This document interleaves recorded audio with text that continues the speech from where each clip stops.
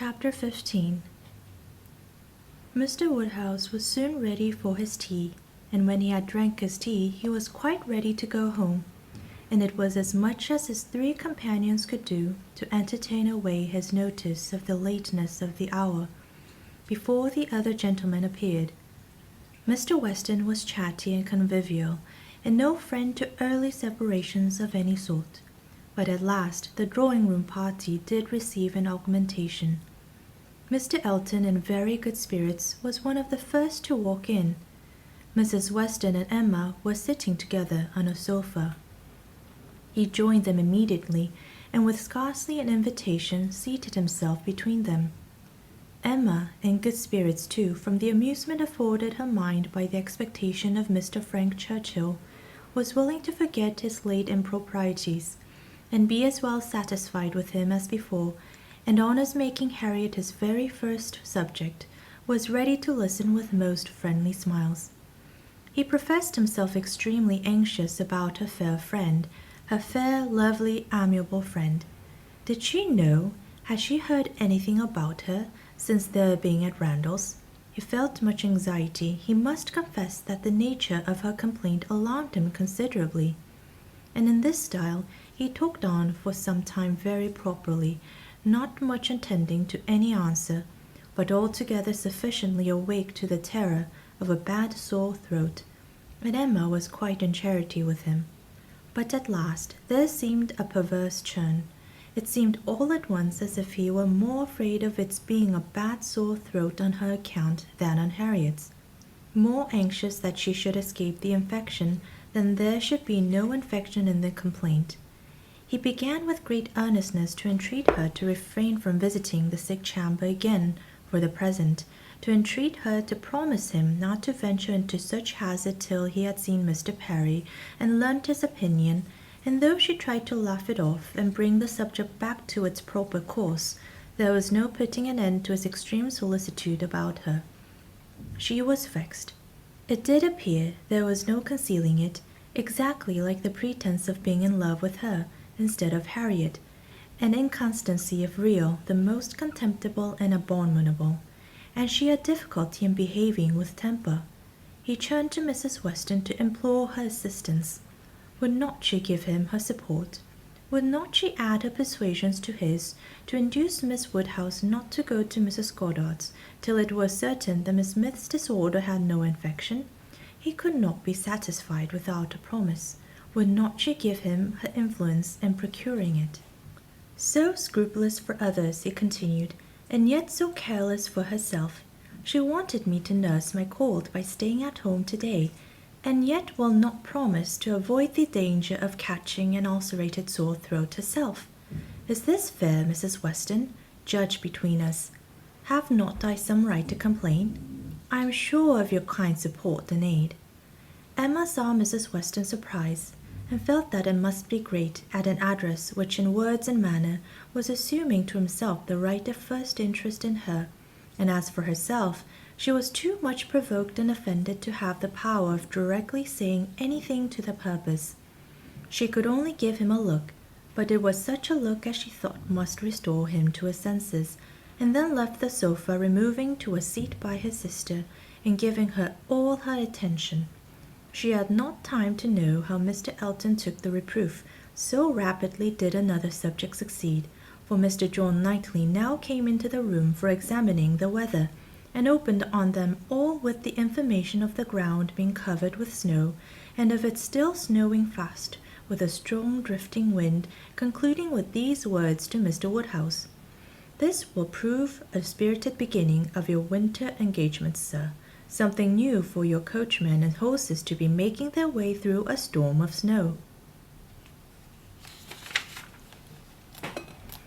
Poor Mr. Woodhouse was silent from consternation, but everybody else had something to say. Everybody was either surprised or not surprised, and had some questions to ask, or some comfort to offer.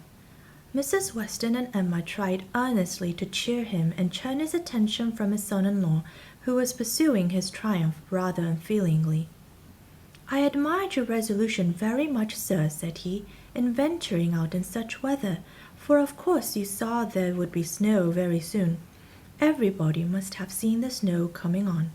I admired your spirit, and I dare say we shall get home very well. Another hour or two snow can hardly make the road impassable, and we are 2 carriages. If one is blown over in the bleak part of the common field, there will be the other at hand. I dare say we shall be all safe at Hatfield before midnight. Mr. Weston, with triumph of a different sort, was confessing that he had known it to be snowing some time, but had not said a word, lest it should make Mr. Woodhouse uncomfortable, and be an excuse for his hurrying away. As to there being any quantity of snow fallen, or likely to fall impede the return, that was a mere joke. He was afraid they would find no difficulty. He wished the road might be impassable, that he might be able to keep them all at Randalls, and with the utmost goodwill was sure that accommodation might be found for everybody, calling on his wife to agree with him that, with a little contrivance, everybody might be lodged, which he hardly knew how to do, from the consciousness of there being but 2 spare rooms in the house. "What is to be done, my dear Emma? What is to be done?" was Mr. Woodhouse's first exclamation, and all that he could say for some time. To her he looked for comfort, and her assurances of safety, her representation of the excellence of the horses and of James, and of their having so many friends about them, revived him a little. His eldest daughter's alarm was equal to his own. The horror of being blocked up at Randalls, while her children were at Hatfield, was full in her imagination, and fancying the road to be now just passable for adventurous people, but in a state that admitted no delay, she was eager to have it settled, that her father and Emma should remain at Randalls, while she and her husband set forward instantly through all the possible accumulations of drifted snow that might impede them. "You had better order the carriage directly, my love," said she. "I dare say we shall be able to get along, and if we set off directly, and if we do come to anything very bad, I can get out and walk. I am not at all afraid. I should not mind walking half the way. I could change my shoes, you know, the moment I got home, and it is not the sort of thing that gives me cold."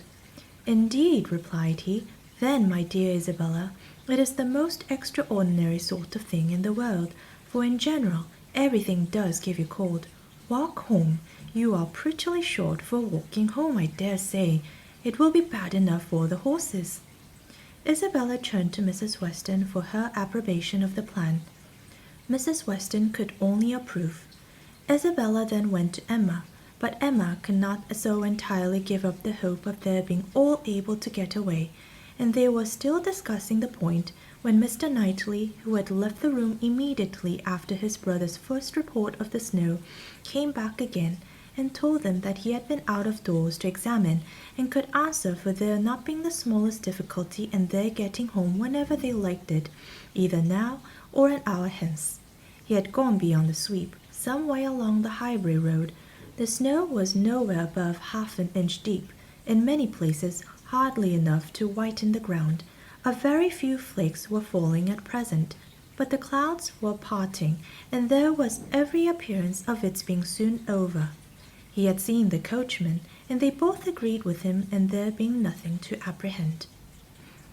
To Isabella, the relief of such tidings was very great, and they were scarcely less acceptable to Emma on her father's account, who was immediately set as much at ease on the subject as his nervous constitution allowed. But the alarm that had been raised could not be appeased so as to admit of any comfort for him while he continued at Randalls. He was satisfied of there being no present danger in returning home, but no assurances could convince him that it was safe to stay, and while the others were variously urging and recommending, Mr. Knightley and Emma settled it in a few brief sentences thus: "Your father will not be easy. Why do not you go? I am ready if the others are. Shall I ring the bell?" "Yes, do." And the bell was rung, and the carriage is spoken for.